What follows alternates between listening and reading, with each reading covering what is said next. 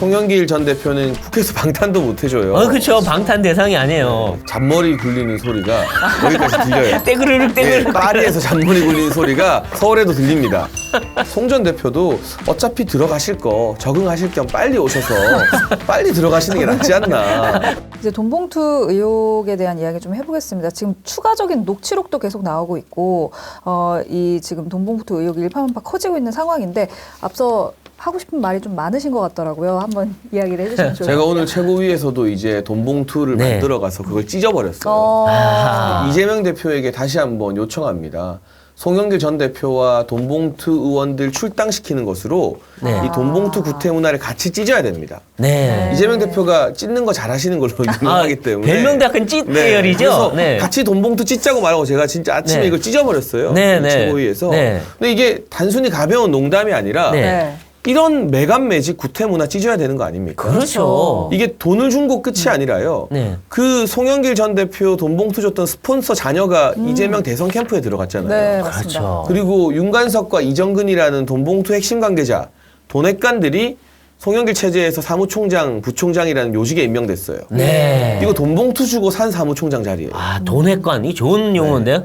그런데 이 같은 매간매직의 전모가 드러났는데도 네. 네. 뜨뜻미지근하거든요. 그렇죠. 사실은 민주당 간판 내려야 돼요. 네. 한나라당은 옛날에 간판 내렸습니다. 이거 2008년에 불거진 문제 네. 때문에. 그렇죠. 민주당 지금이라도 돈봉투 진상조사위 띄우고 네. 비대위 전환하고 네. 더불어민주당 당명을 포함해서 다 바꿔야 됩니다. 당명을 이렇게 바꾸자 그래요. 더불어봉투당, 더넣어봉투당. 그런 이야기들 나오는데 참. 그러니까 당 간판을 내린다는 각오 없이 네. 이걸 대충 넘기겠다는 생각을 하면 국민들이 용서하지 않을 거라고 생각합니다. 그렇죠. 사실 2008년에 그 박희태 네. 대표 될 때 그때 돈봉투 사건이 있었어요. 네. 그래갖고 그때 그 한나라당이었네. 그때 뭐 자진해서 검찰에 조사 요청하고 네. 그리고 처벌 다 받았어요. 그게 2012년에 폭로가 됐거든요. 네. 그러니까 4년이 지나서 폭로가 됐는데 네. 수사받고 네. 300만 원 딱 하나 드러났어요. 네. 근데 징역 6개월에 집행유예 2년이라는 네. 이제 실형이 선고됐어요. 그렇죠.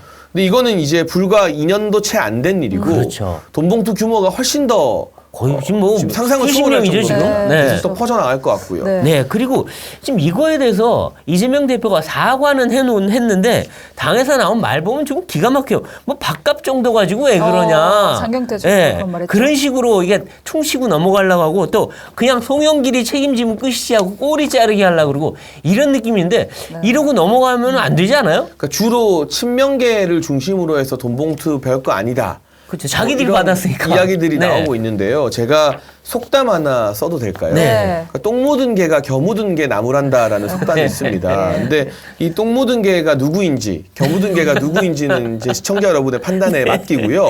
돈봉투가 정말 중대한 범죄지만 이재명 대표가 지금 받고 있는 혐의나 거기에 비하면 이 뭐 범죄 사실들이 워낙 엄청나기 때문에 이재명 대표가 이 돈봉투 찌라시 나온 의원들에게 직접 전화했다고 해요. 네. 근데 제가 그 의원들이면 전화 받자마자 너나 잘하세요 할 것 같아요.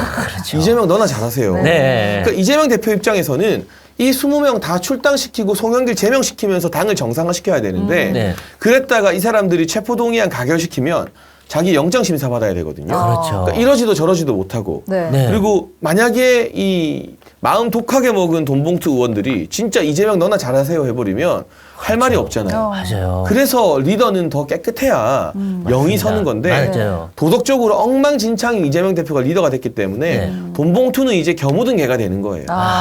그렇죠. 그렇죠. 그리고 지금 그 이재명 대표랑 뭐 송영길 전 대표랑 뭔가 얘기가 오가지 않을까 싶은데 자기들 간에. 근데 뭐 이재명 대표는 들어와서 당신이 좀 정리하고 책임지라 하면 네. 송영길 대표 입장에서는 내가 당신한테 어떻게 해줬는데 나한테 이럴 수 있어라고 자기들끼리 싸움이 일어나질까 할까 하는 그런 생각도 들어요. 송영길 전 대표도 아마 너나 잘하세요 할 것 같고요. 그리고 지금 이재명 대표가 입고 있는 국회의원이라는 방탄 조끼 네. 그거 그 송영길 전 대표가 빌려준 겁니다. 자기 지역구 준 거잖아요. 그냥. 5선이나 했던 인천 계양 그래요. 지역구를 준 당사자이기 따뜻한 때문에 지역구 그대로 물려준 거잖아요. 네. 이재명 대표가 그래서 송영길 전 대표에게도 세게 못 나가는 거죠. 네. 그렇죠. 이게 정말 볼품없는 리더라는 생각이 들어요. 그렇죠. 제가 역대까지 한국 정치사를 쭉 봐왔는데 지금의 이재명 대표처럼 볼품없는 당대표는 처음 봅니다. 그렇죠. 왜냐? 송영길 제명시켜야 되는데 지역구 물려받아서 세게 이야기 못하고 네. 돈봉투 의혹 20명 일단 탈당시켜야 되는데 자기 혐의가 더 무거우니까 뭐라고 하지도 못하고 그렇죠. 이런 볼품없는 당대표가 존재한다는 게 네. 네. 그리고 거대 야당을 이끈다는 게 대한민국 오늘의 가장 큰 비극인 것 같습니다. 네. 그리고 송영길 전 대표 체제에서 이재명 대표가 대선 후보가 됐잖아요. 근데 그 관리 과정에서 말이 많았어요. 아유, 그럼요. 송영길은 이재명 사람이다. 네. 편파 관리했다. 지금도 또 터져 나오는 이 얘기가.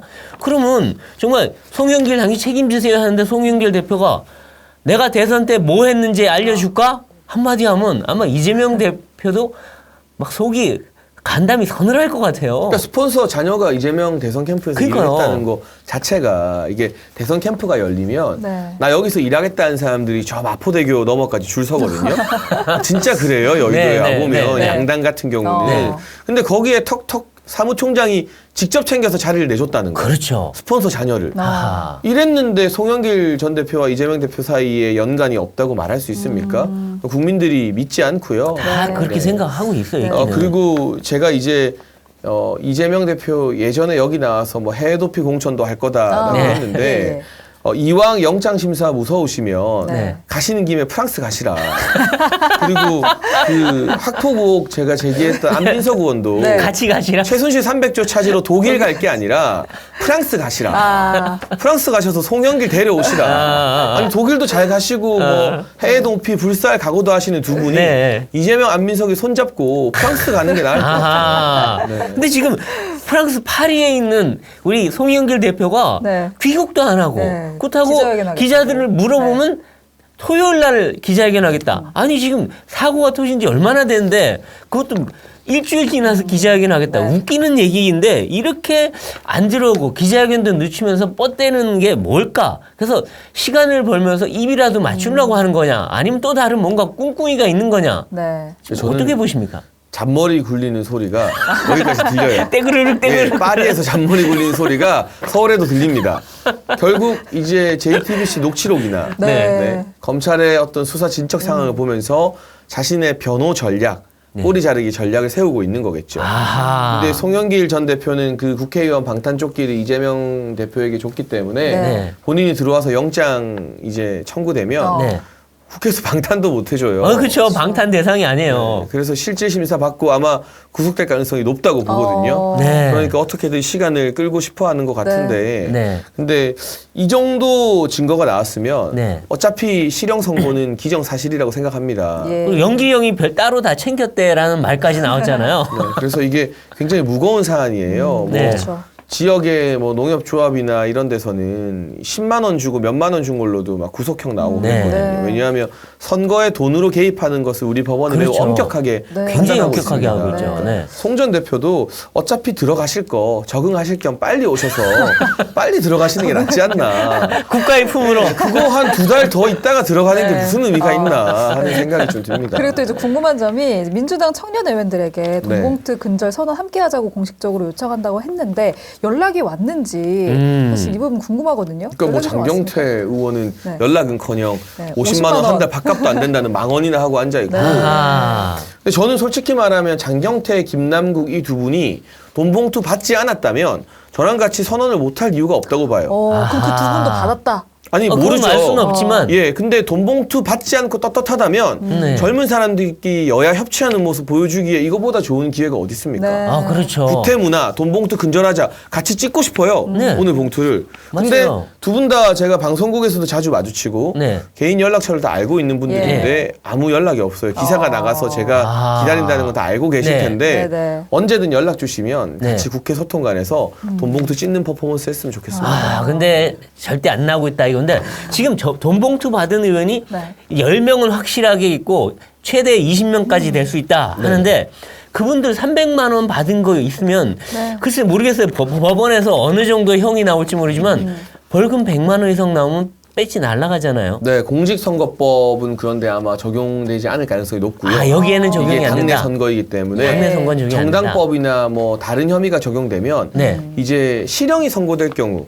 네. 배지가 날아가죠. 실형이 근데 통보됐죠. 박희태 전 의장 사건을 보면 네. 그때 300만 원 한 건 드러났는데 징역 6개월에 집행유예 2년 나왔어요. 아하. 그럼 300만 원 받았잖아요. 네. 그러면 정당법 50조 따져보면요. 네. 준 사람이나 받은 사람 전부 다 3년 이하의 징역형에 처하도록 되어 있습니다. 아, 네. 3년 이하. 그럼 저는 이분들이 박희태 전 의장 때보다 오히려 더 높은 형 선고되어서 네. 전부 다 배지 날아갈 거라고 봅니다. 아, 20명 배지 날라가면 과반 안 과반이 되는데요? 무너지는데 네. 대법원 확정 나오려면 좀 아하, 걸리겠죠. 그렇죠, 그렇죠. 중요한 건 이 20명을 다음번 공천 주느냐 마느냐예요. 아하. 리스트가 이제 결국에는 세간에 알려지게 될 텐데 네. 이재명 대표가 이 20명 너네는 돈 봉투에 연루됐으니까 공천 안 준다 하면 그러면 그 사람이 가만히 있겠어요? 가만히 있겠어요?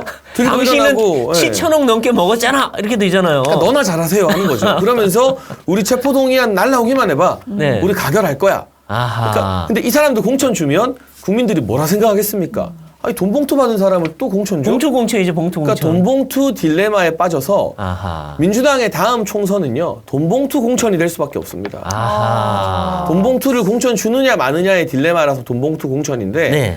저는 이 돈 봉투 공천에서 20명 다 컷오프 못 시킨다고 봅니다. 네. 그러려면 자기가 깨끗해야 돼요. 그렇죠. 아, 그렇군요. 알겠습니다. 네, 이렇게 이제 민주당이 시끄러운 가운데 문재인 전 대통령 다큐멘터리가 나왔습니다. 거기서 이제 문 전 대통령이 5년간 이룬 성취가 순식간에 무너졌다 이런 말을 했는데 여기에 대해서 이제 도보다리에서 김정은에게 사기당해서 쇼한 거, 아메리카노 들고 참모들과 화보 찍은 거 말고 무슨 성취가 있느냐 이렇게 좀 강력하게 비판을 하셨죠. 그러니까 그 두 가지도 사실 성취라고 말하기는 사기당한 뭐한데. 것도 성취인가요? 네, 근데 쇼는 참 잘하셨죠. 아. 아우, 쇼통령이었죠. 그런데 그 외에는 제가 생각나는 게 국가 채무가 5년 동안 400조가 늘어나서 천조 시대를 열었어요. 천조를 돌파했고요. 그거 업적 같긴 하네. 천조 돌파하니까.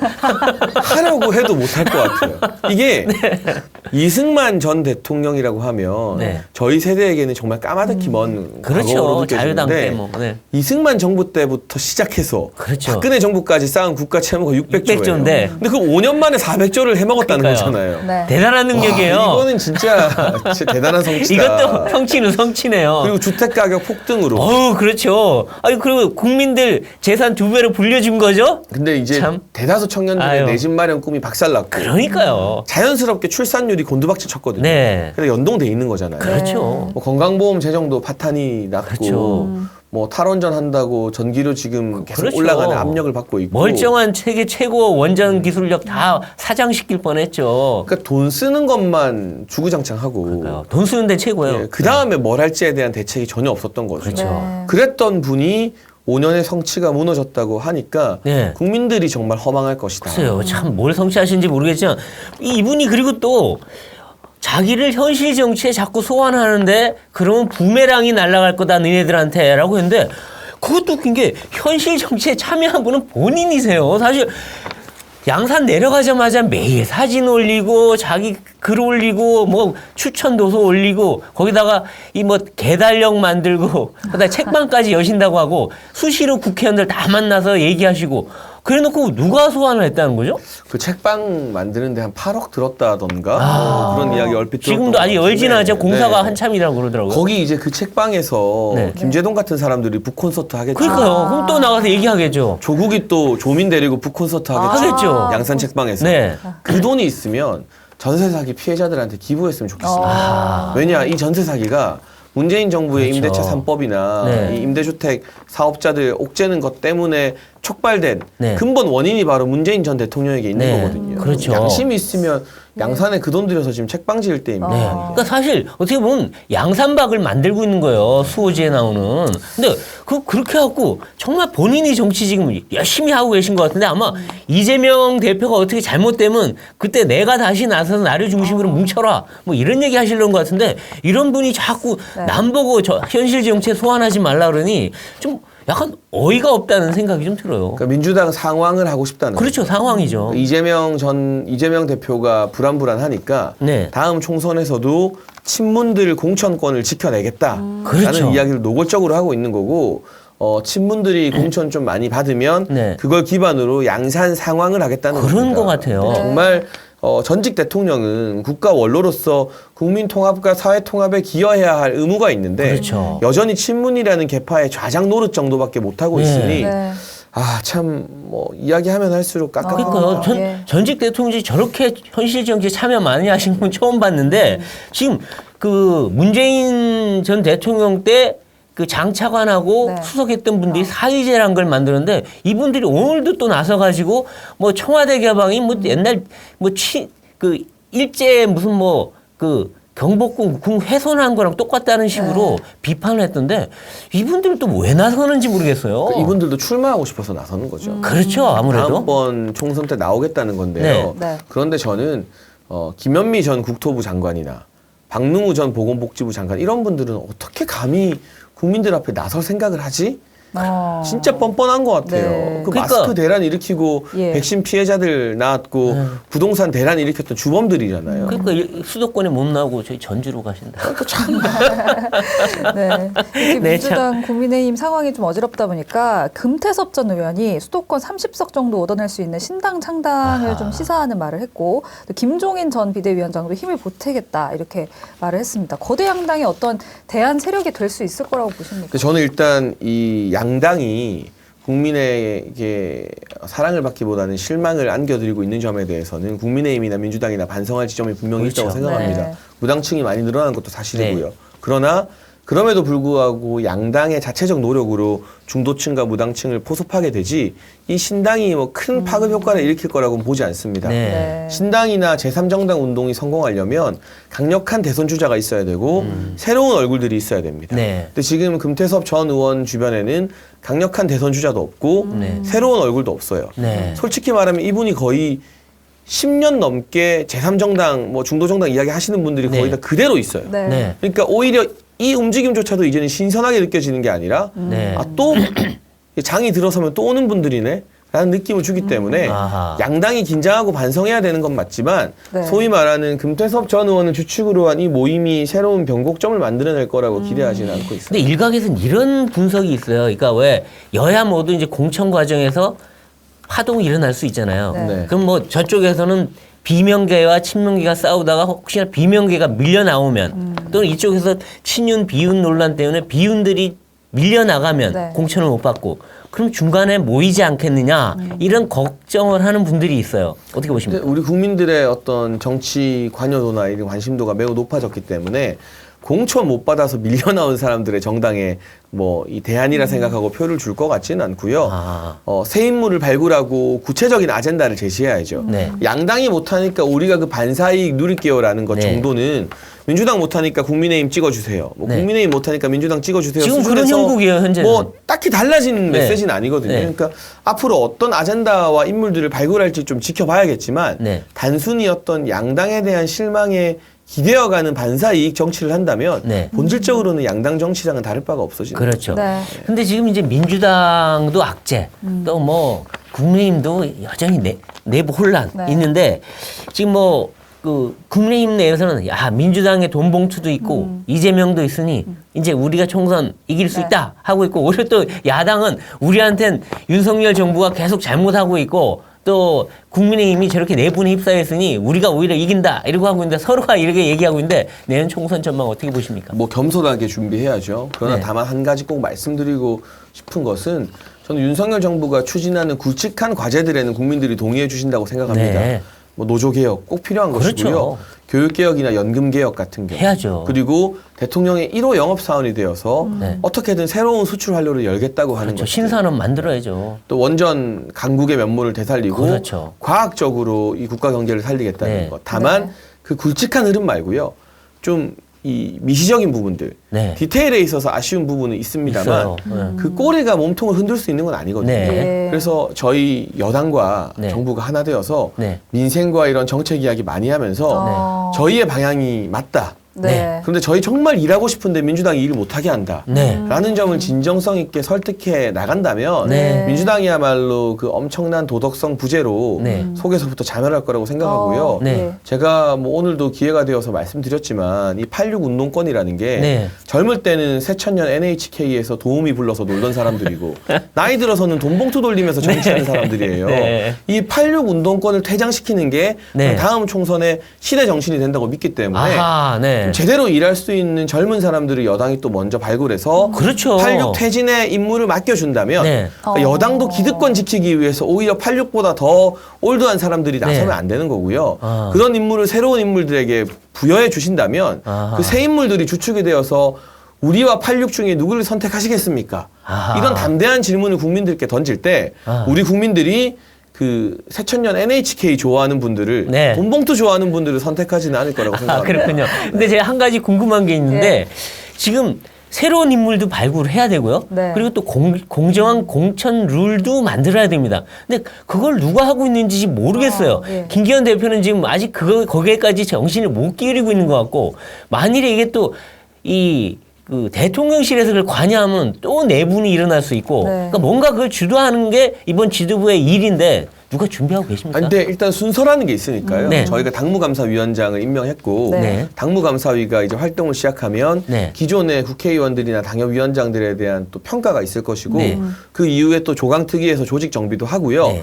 이게 공간이라는 것은 아직까지 띄울 만한 단계는 아니라서 물론 그렇죠. 근데 인재 영입부터 뭐 해야 될 거 아닙니까? 준비를 이제 차근차근 해 나갈 계획을 분명히 가지고 있고 네. 확실한 것은 국민과 당원들이 납득하는 결과일 것입니다. 그렇죠. 그래서 내리꽂기 뭐 잘못하면 큰일 나요. 저는 어쨌거나 이번 이 경선 네. 네. 공천 과정에서 공정한 경쟁이 네. 최대한의 기조로 많이 확립되어야 된다고 생각을 합니다. 네, 네, 알겠습니다. 그렇군요.